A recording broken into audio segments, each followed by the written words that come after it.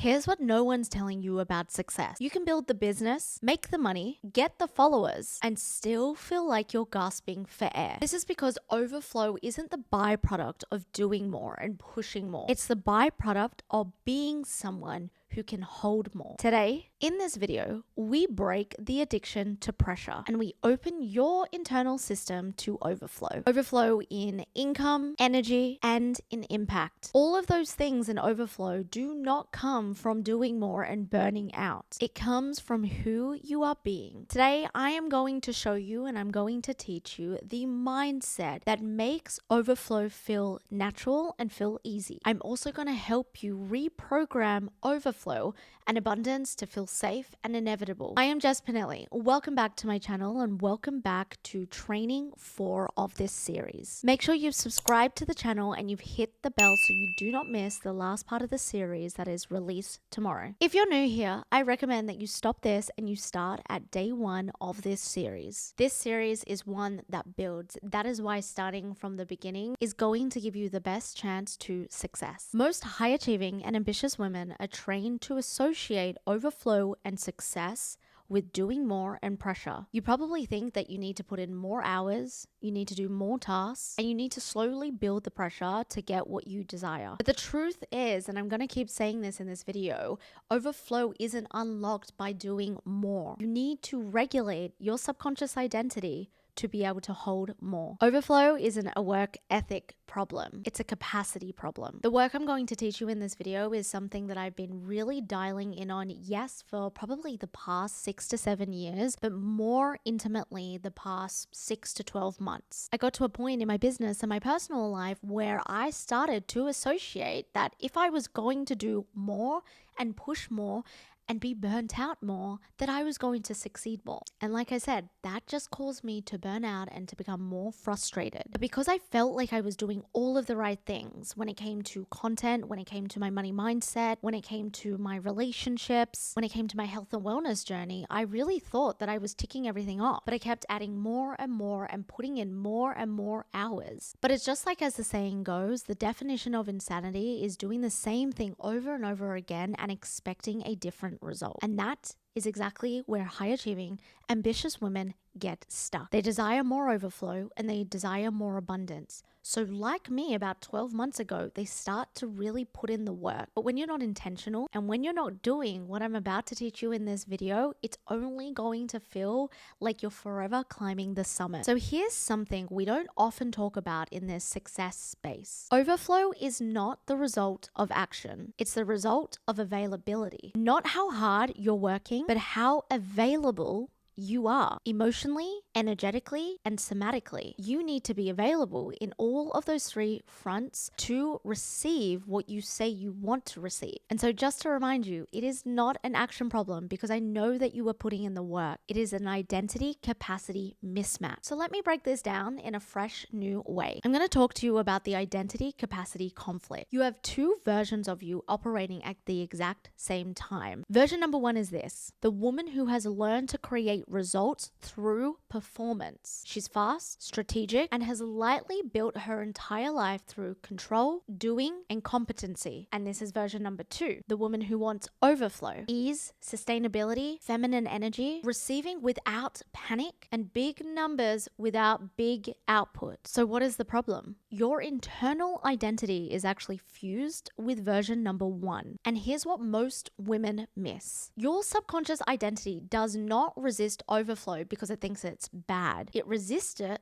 because it feels unfamiliar. Not unfamiliar to your mind, familiar to your nervous system, to your emotional patterning. And what feels unfamiliar equals unsafe. So when life starts to get easy, when you raise your rates, when you receive without effort, when money starts to flow, and when your launch actually works, and the relationship is going better than you could ever imagine, you actually don't feel more regulated, right? You feel edgy, uneasy, scattered, almost guilty. You start over-delivering, over-explaining, and of course, overthinking. You unconsciously create complexity to match your old identity's threshold. Because the truth is, the part of you that worked so hard to survive is deeply suspicious of overflow. And if you built your whole worth on doing, then receiving can feel like a threat. Let's take this even deeper. You do not reach overflow by refining your to-do list. You reach overflow when your subconscious says the level of wealth, rest, and ease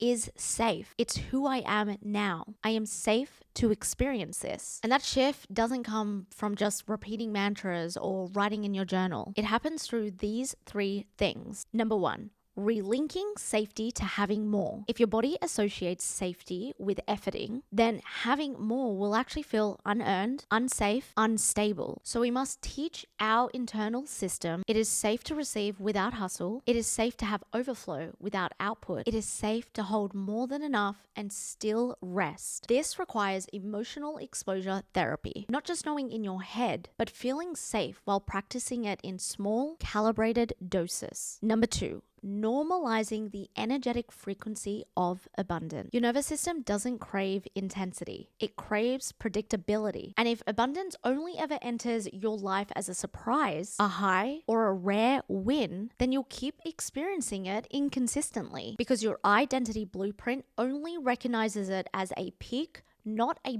baseline. You shift this by actively normalizing your version, your new standard of abundance, not just through affirmations, but through embodiment, logging in to check your bank account without flinching, practicing silence when a new client says yes, instead of justifying your price, breathing deeply whilst receiving, not just afterward. These are the types of things that tells your subconscious mind, this is familiar now. This is me now. And number 3, detaching work from performance. This is the deepest one and probably the hardest one to rewire. If your entire identity has been built around being the reliable one, the high achiever, the one who earns her place, I say this from experience as an eldest daughter, then you will subconsciously repel anything that does not come with a side of pressure. Overflow feels like a threat to the part of you who believes if I'm not proving, they'll leave. If it's too easy, it mustn't be real. If I slow down, everything will fall apart. But here's what happens when you actually rewire your identity to detach worth from work. You still do incredible things, but you stop doing them to earn your place. You stop associating money with moral worth, and you stop fearing that overflow makes you less grounded. And from that place, overflow doesn't just come in,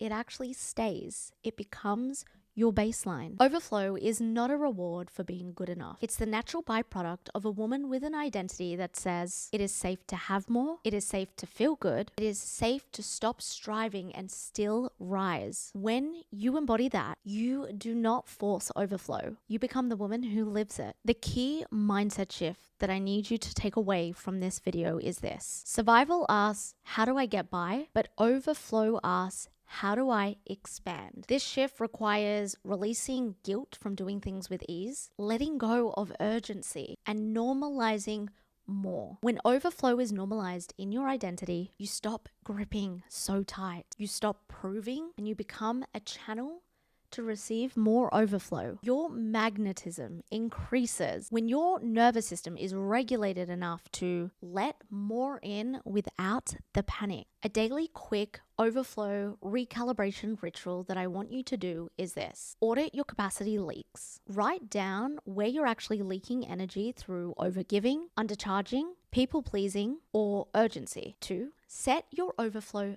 baseline. Ask yourself, what would it look like to lead and sell and live from a place of overflow, not from emptiness or from effort? And 3, this is your daily calibration. I want you to start with 2 minutes of either deep breathing or somatic movement. Sometimes I like to put my speaker on really loud and dance around this current space. After that, I want you to speak out loud 3 overflow-based affirmations. One of my favorites is saying, it's safe to receive more without having to do more. And then I want you to choose one tiny, messy inspired overflow action, raising a boundary, posting an opinion that you really want to post, or actually resting without feeling guilty. It's not just about your mindset. Remember, it's about teaching your body it is safe to receive more without having to do more. This is all about holding more. This isn't disregarding that you do need to put in focus and discipline as a practical strategy. I just also want to remind you that this training is not disregarding putting in the work.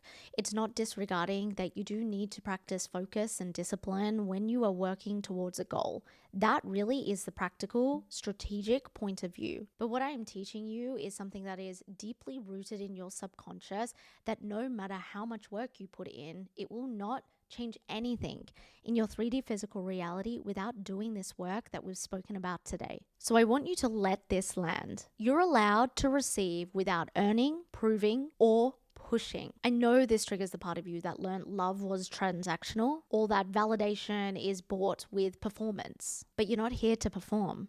You are here to embody. Overflow is your birthright, but only if your identity can hold it. Head to the link in my description. I don't just teach you CEO strategy. I work with you to increase your capacity to receive more overflow, to scale without burning out, to regulate whilst rising, and to normalize wealth without sabotaging it. Overflow is available. Check the link in the description box. And in the last training of this series, we finally hit the edge. And we hold it. Training 5 is about how to stabilize everything that you've built without crashing, sabotaging, or shrinking. You've done the expansion, and now is the time to anchor it. Click over to the last training, and I'll see you there.